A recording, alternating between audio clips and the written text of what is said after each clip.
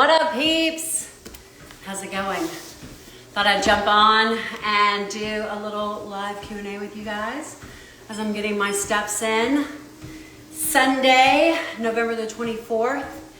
I'm sure, like many of you, I've been trying to get ready for the holiday weekend. We've got Thanksgiving coming up and trying to get some decorating done. But thought I'd jump on.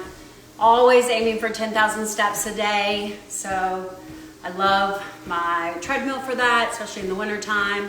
Get a walking pad. So I thought I'd take a break from all of that.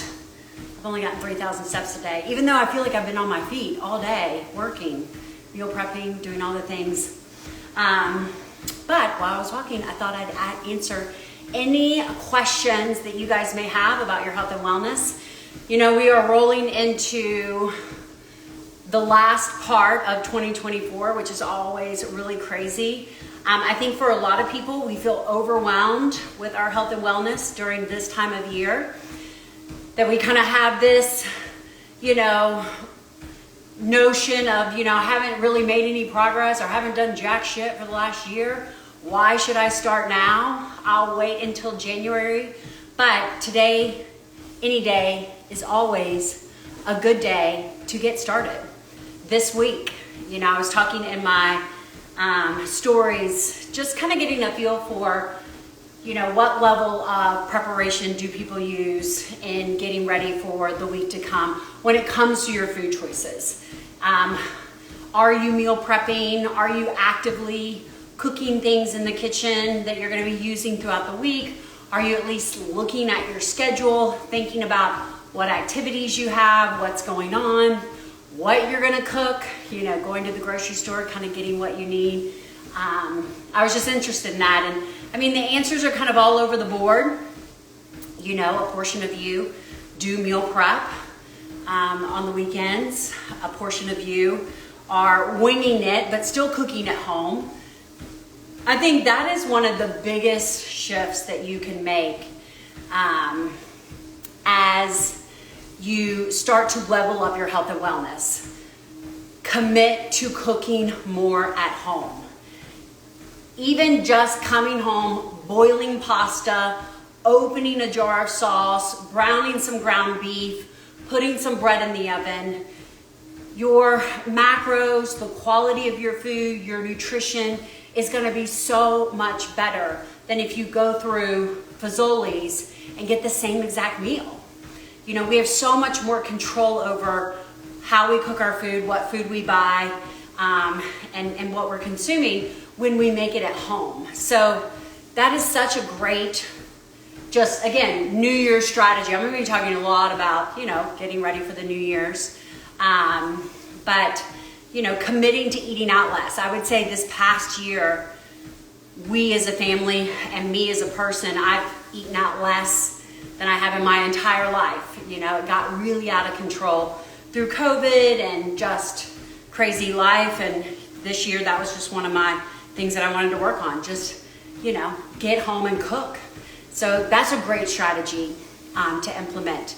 And it's an easy one, especially if you're doing a little bit of prep kind of on the side. Then as you get used to cooking more at home, then you can start to level up your recipes. Okay, how can I get more fiber? How can I get more protein? How can I preserve calories? And tweak it. I think sometimes people struggle with getting into good, healthy routines and habits because they try to do it all at once. And, you don't have to do it all at once. Leanne says you probably feel like you're on repeat, but my willpower needs to hear your repeats. Yeah, no, I do feel like I say a lot of the same thing over and over. But it is our nature that we do have to hear it multiple times. And sometimes we just have to be reminded. I think everyone goes through cycles in their life and their year in which, you're dialed in. Everyone's dialed in January, February, March.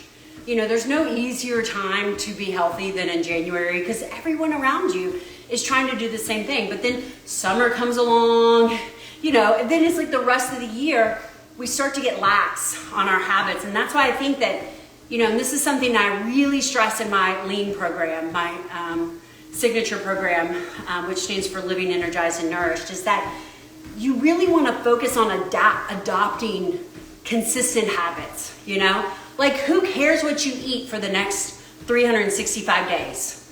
Change nothing in what you're currently eating. Take an extra 1,000 steps a day. What does that look like? That looks like an extra 72 miles a year. That alone will put you in a better place at the end of the year than you are today. And again, it's just an extra 1,000 steps a day. What if you did an extra 2,000 steps a day? Okay, that's what, an additional, 200 plus miles. What if you did an extra 3,000 steps a day? 1 mile is 2,000 steps. Most people can walk a mile in 12 to 15 minutes. So do you have an extra 12 to 15 minutes a day to add an extra 2,000 steps to your daily activity? Even more powerful, put it around your meals.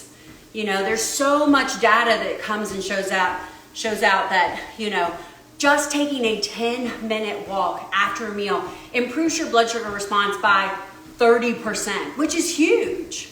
Blood sugar dysregulation is the number one thing impacting, people with poor metabolic health. If you have PCOS, if you have, Hashimoto's, if you have, obviously diabetes, prediabetes, insulin resistance, high blood sugar is the number one driver of inflammation.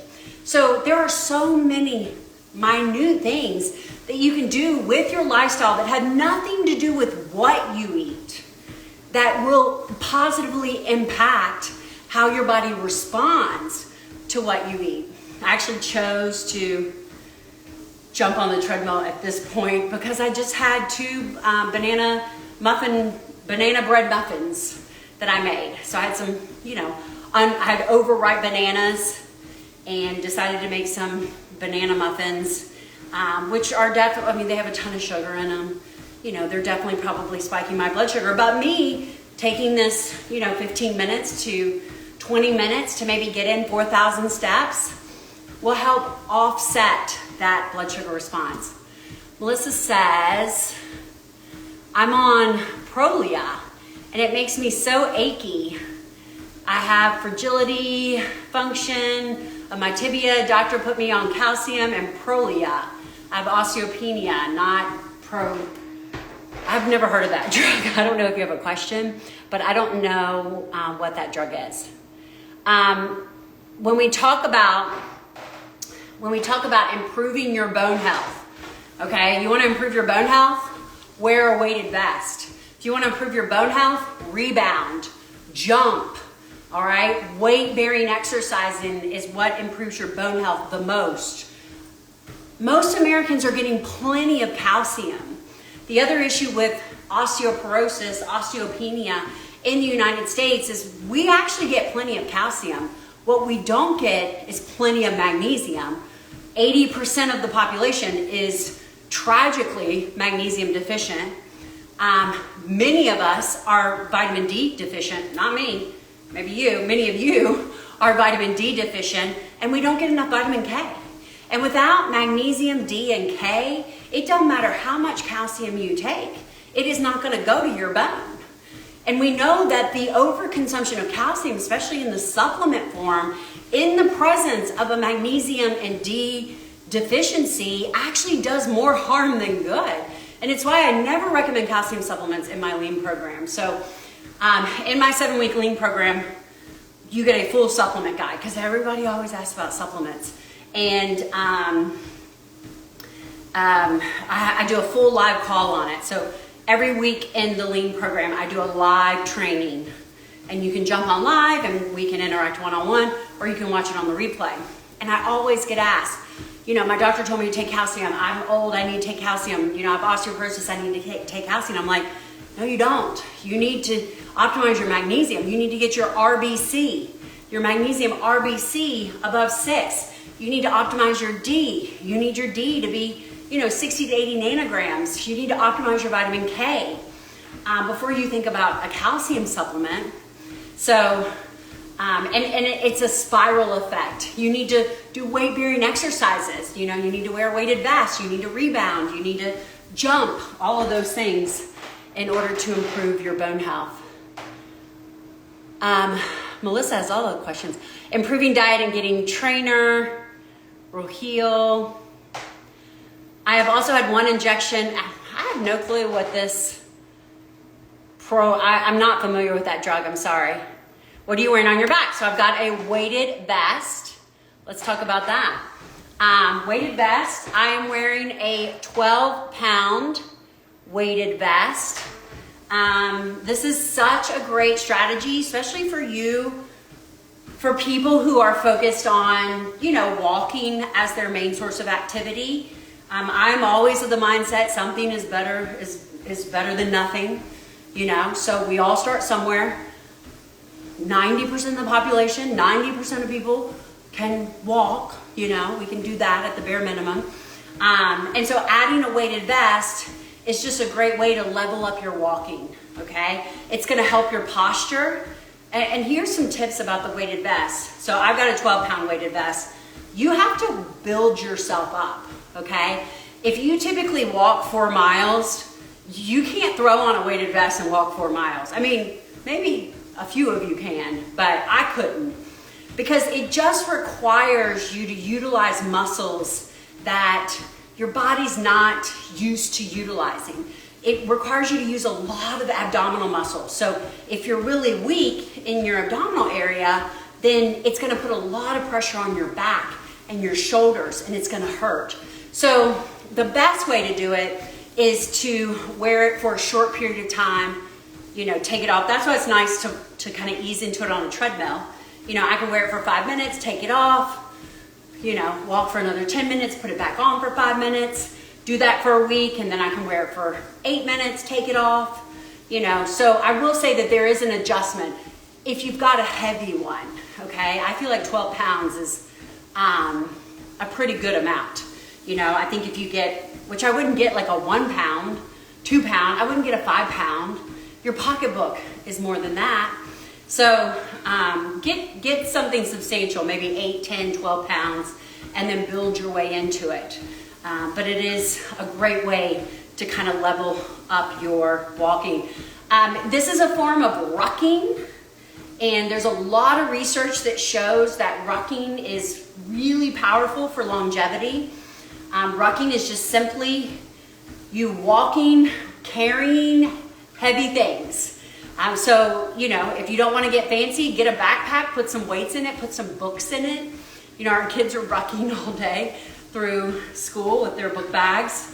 A weighted vest can be one of them.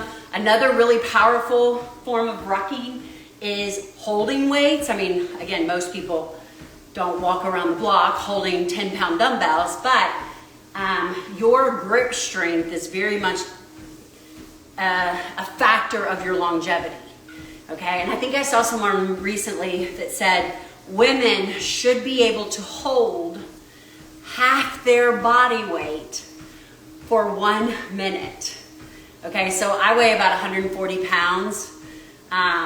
So what is that, 70 pounds? So basically, what am I gonna need? 35 in each hand? Can I hold that and walk for 1 minute? I'm gonna try it out. I don't have 35-pound weights here, but I think I probably could, but there's another test.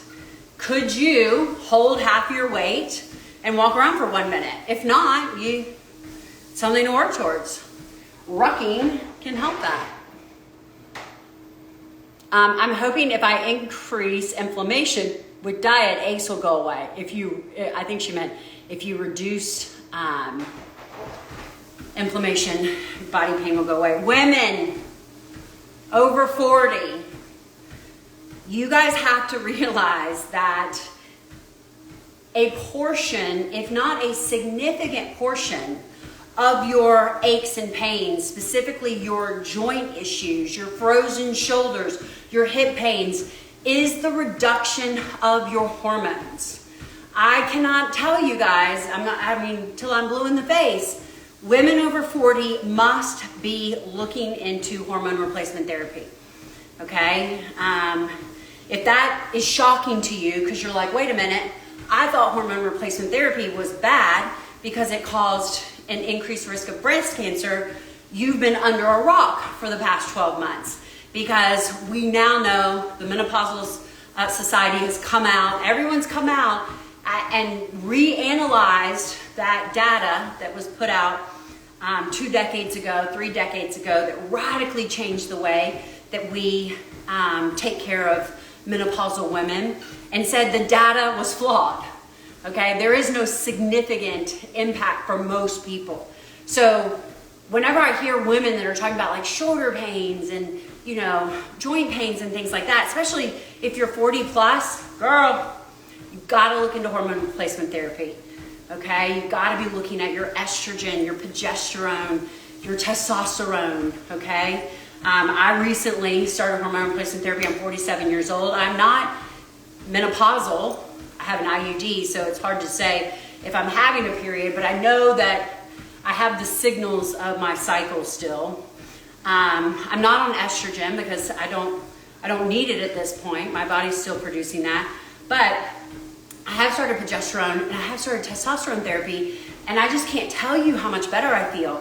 I have a torn labrum. I have to have a hip replacement, and just the way my body functions is just so much better. In just the last, what, 6 months, 8 months I've been on these therapies. I've been able to finally add muscle mass. You know, I've worked out the same way. I've optimized protein. I haven't made any radical changes in my lifestyle, but for the first time in 6 years, I've actually added muscle, which is incredible. That's what we want to do. We want to add muscle. So it's just a testament to like, get your hormones in check and you will feel so much better. Let's see here. What does the weighted vest do? When do you recommend starting with? I kind of talked about that. I'm kind of behind, so I'm trying to catch up here. They're so inexpensive. Such a great Christmas present. Buy one for every woman, everybody in your family. You can share it. Taking all 10 mushrooms in my coffee, using 10 in my plant protein has done wonders to prior inflammation and has decreased the stress levels. Okay, get some mushrooms. I don't know much about mushrooms. What weight do you recommend? I recommend that you start out somewhere between 8 and 12. Just had spinal fusion, hoping I can start moving again. Yes, I hope so too. Should I be concerned if my fasting blood sugar is around 100? I'm only 33 years old. I exercise regularly, eat balanced macros, and don't spike unless I'm doing HIIT training, but not sure if that's concerning. I mean, I think it's something to watch. Again, believe it or not, before hormone replacement therapy, I haven't really looked at my labs. Again, I'm 47, so this doesn't probably impact you, but my hemoglobin A1C is high. And I attribute that to hormone changes and things like that. But there's a lot of reasons that you could be a little bit more elevated in the morning. It could be a cortisol issue. You know, are you over exercising? Are you under eating? Are you not sleeping well? Cortisol is going to create an insulin response.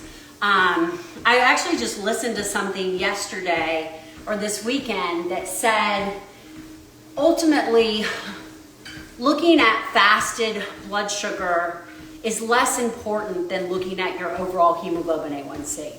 Now, I do know that at the end of the day, we want our fasted blood sugar to be as low as possible, but there are so many factors that can impact that where you're still having a good, regulated blood sugar, throughout the day. So I would say focus on your hemoglobin A1C more so.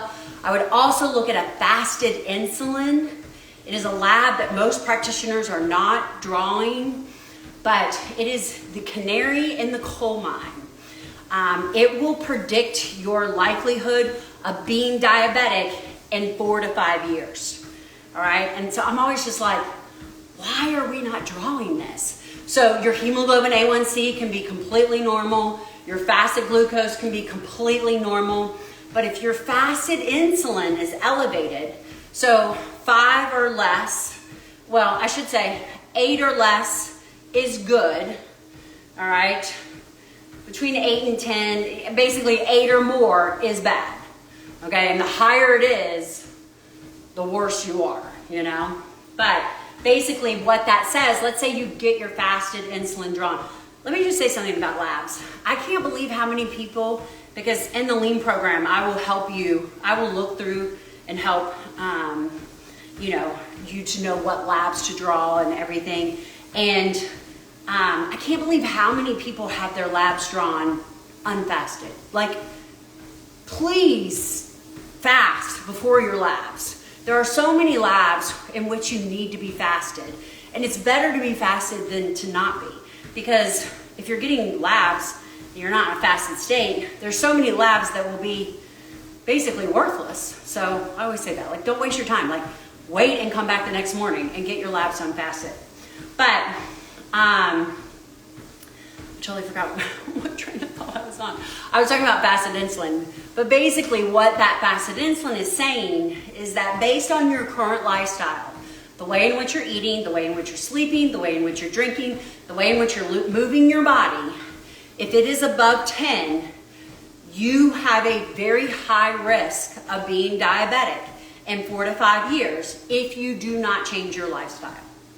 Okay, so if it's below 5, you have a very low risk of being diabetic in 4 to 5 years based on your current lifestyle. So I like to look at those. I also like to look at triglyceride to HDL ratio.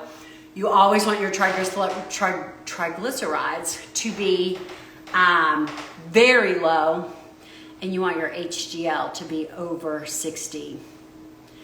Someone said calcium supplementation is worthless. Randy, the nurse practitioner, yay, I agree.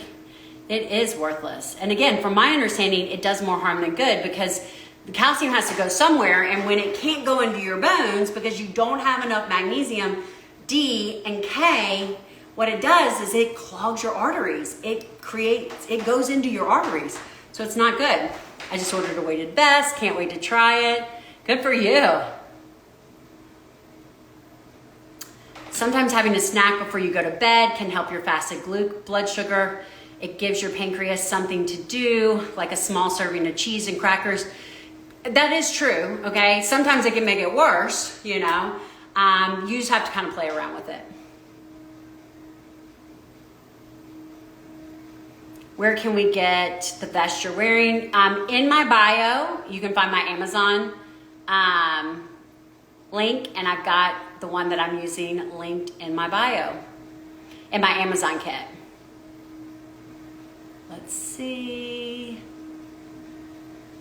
I've also been thinking about, you know, with the holidays, kind of like, what are some things that, you know, you can request that you can be getting?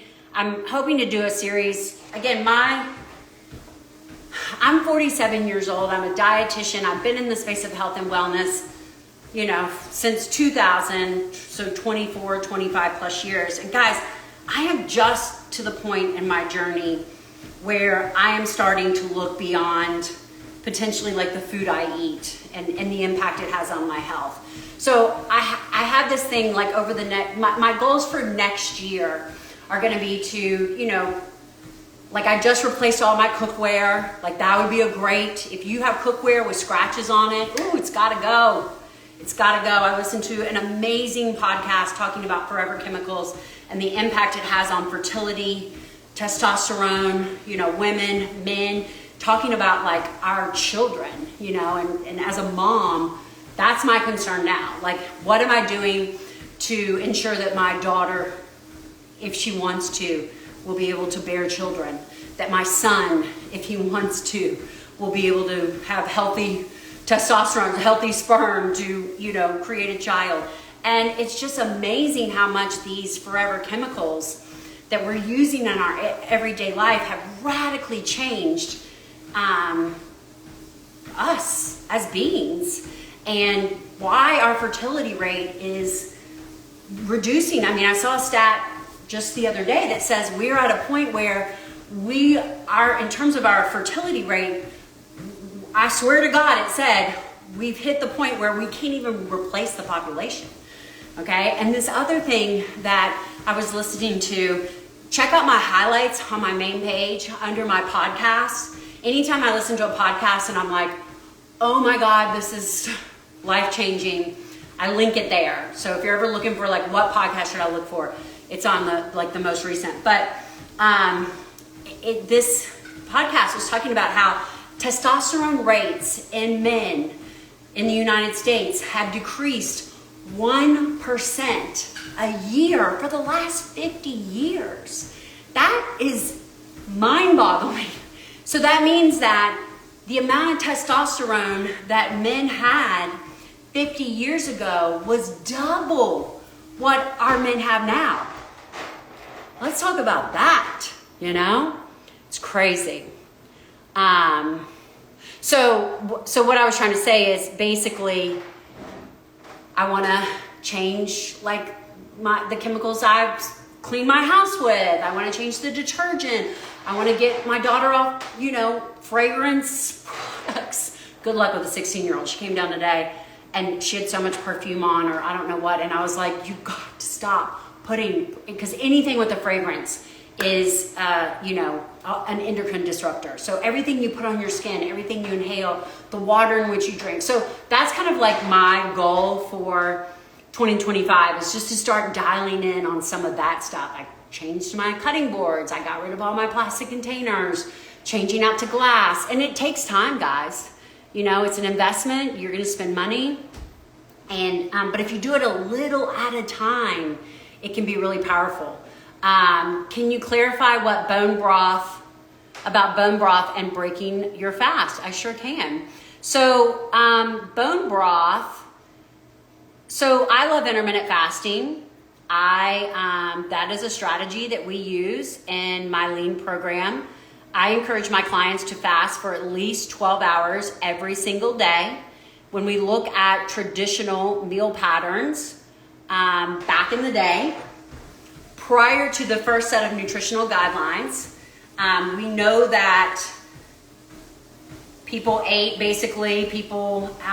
breakfast at 8, lunch at noon, dinner at 5:30.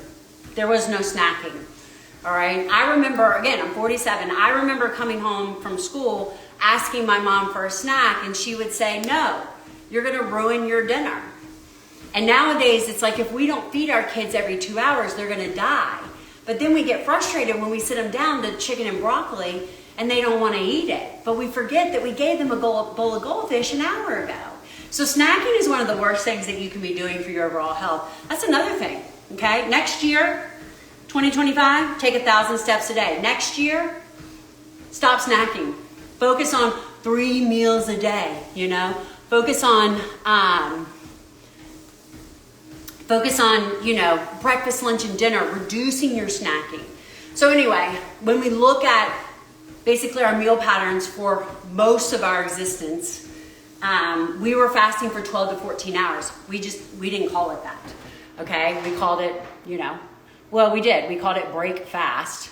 And then the nutritional guidelines came out and they said,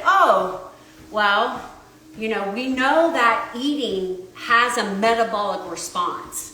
Eating causes you to burn more calories because as you're digesting food, it requires energy to do so. And so the theory is that if I am increasing my metabolism 3 times a day with breakfast, lunch, and dinner, why don't I increase my metabolism by adding 3 more meals? So instead of doing 3 big meals a day, let's do 6 small meals a day. And that will increase our metabolism and make us healthier and yada, yada, yada. And so that's what they said in 1977. In addition, they gave us the first food guide pyramid. And if you're my age, you remember the food guide pyramid, all right? It was the base was breads, pastas, rice, grains, eat all those 12 to 18 servings a day, like a crazy amount, and then it built itself up. And at the top was protein and fat. Okay, so then you had the grains and you had the fruits and the vegetables, and then you had the protein and then you had the fat. So Because, you know, at that point, we thought fat made you fat because we were using this whole notion of calories in versus calories out, that's how we lose weight. So not only did they have us eating 6 meals a day, they told us to eat 6 small meals a day with a lot of carbohydrates. And again, what they didn't realize is that the thermic effect of carbohydrates is significantly different than the thermic effect of proteins and fats. All right, so they told us to eat less of the foods that actually require a lot of energy to break down and eat more foods that require very little energy to break down. So, and then obesity skyrocketed. So we went from fasting for 12 to 14 hours a day to fasting for 10 hours a day. So 12-hour fast is the minimum that you should be doing every single day. From you and your 1-year-old to your 110-year-old. All right, that's where everyone should be. But fasting between 12 to 16 hours is very beneficial, okay? It's very flexible. I don't recommend fasting beyond 16 hours. Whenever you hear people, you know, talking negatively, especially towards women about fasting, they're always talking about extended fasting, fasting for 18, 20, 36, 72 hours. Okay, there's very little research and data that, you know, indicate that is based around a 12 to 16 hour fast, okay? People have been skipping breakfast for a really long time. That's what it comes down to. So if you want to be the valedictorian of fasting, then meaning you want to get all the benefits, because there's tons of different benefits for intermittent fasting. There's weight loss, there's insulin sensitivity, there's increased growth hormone, there's autophagy, okay? So again, there's all these different benefits for fasting, and you want to get them all. Then you're not going to do bone broth. You're going to do 0 calories, okay? You're going to do water, black coffee, nothing in it, green tea, black tea, herbal tea, nothing in it, okay? No artificial sweeteners, nothing, all right? That's the valedictorian fasting. Now, there's another level of fasting that I allow my patients or clients to utilize, and basically it says 40 calories or less every 3 to 4 hours will most likely not break your fast. So if you want a little cream in your coffee, you know, if you want to use something with an artificial sweetener, then you can do so, okay? Are you gonna get 100% of the benefits of fasting? No, but you're gonna get most of them. Now, the trick with bone broth is, most bone broth, 1 cup will be under 40 calories. So if you wanna sip on that, I usually say 40 calories every 3 to 4 hours. So it's like you can't have a cup every hour, but if you wanna have a cup during your fast, I'm good with that. But one thing you do have to know, one of the most powerful things about fasting is autophagy, okay? It is the process in which the body seeks out dead, damaged, dysfunctional cells and gets rid of them. It is why fasting is so popular, because I think it was 2016, the Nobel Peace Prize was won for the discovery of autophagy. And what he found out was fasting was one of the most powerful ways to stimulate autophagy. And there's a lot of longevity and stuff with that. Well, the amino acid leucine completely shuts down autophagy. So most likely bone broth, chicken bone broth, beef bone broth is going to have leucine. So you will not receive the benefits of autophagy. So there you go.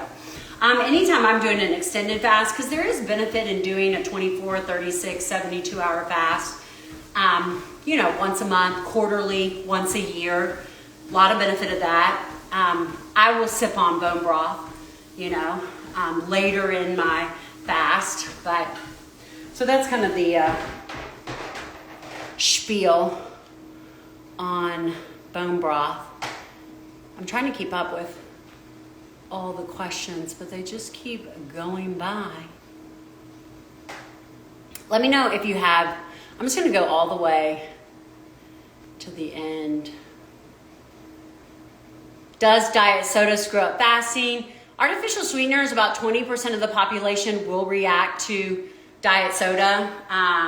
Splenda, sweet and low equal. You will have a blood sugar response, So again, it's not a perfect fast, but Dr. Fung, who is kind of like the godfather of fasting, always says that, you know, you're better off to fast with one Diet Coke than not to fast at all. So I try to encourage my clients to consume anything with artificial sweeteners during their eating window in order to maximize the benefits of the fasting. Let's see here.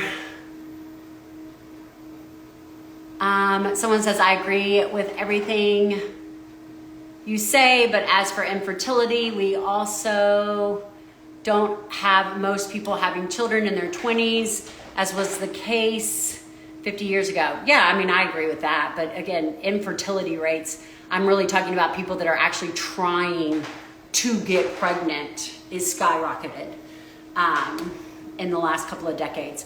What cookware did you buy? I have the cookware that I have. So I have one set of the green pans, which I love. There's and that's kind of the challenging part about some of these companies is like green pan is good, but I don't think all their options would meet like what I'm looking for. But I did link the one that I got, the set that I got in my Amazon kit. I also got a Caraway set, which I love. So again, any like non-stick cookware, you really want to try to get rid of. If it has any scratches, get rid of it. Plastic is such a big thing that would be just so, get rid of it, okay? Get rid of your plastic containers.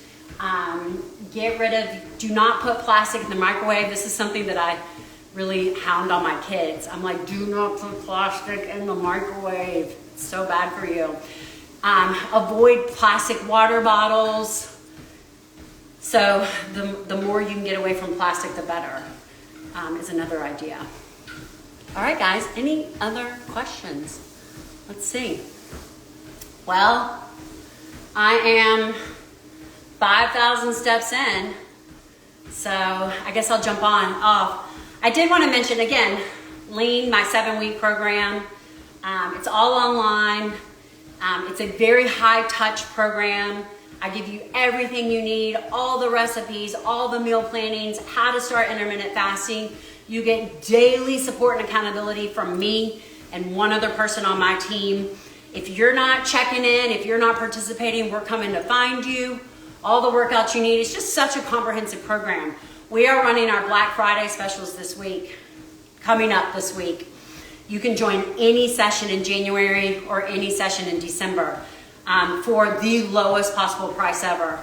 If you've done Lean, you can repeat for under $115. If this is your new time trying Lean, you can try it out for under $160. It will never be that cheap again. 7 weeks of education, support, come on your own, you know, access to me 24/7. Again, this next week is going to be the best time to take advantage of that special. So those deals, no code needed, you just sign up. You pick whatever session you want, whether it be the December sessions or the January sessions. We've got 2 that'll happen then, and we'll go from there. So the January dates, we're actually doing December the 30th and January, like then 2 weeks later, so the middle of January, and then the 1st of February. So we'll see that. I'm gonna do it again in January. I love that. I love hearing that. Just ordered Ultima. How many do you typically drink daily? Better before or after cardio workout? So the Ultima, my favorite electrolyte. I do every ounce of water I drink has electrolytes in it. I probably do 2 to 3 scoops a day. So use as much as you want. With a walking pad, are you using, does it have rails? So I have a very fancy treadmill.